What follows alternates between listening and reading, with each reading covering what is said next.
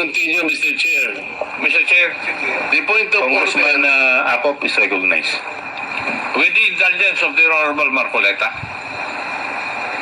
Mr. Chair, I think we might as well agree to disagree with one another here. Bago po tayo magpatuloy. Di po ba? Yes, I agree, Congressman Acop.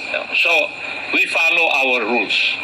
The Honorable Marcoleta is a member of this Congress, so he knows the rules and he is obligated to follow the rules.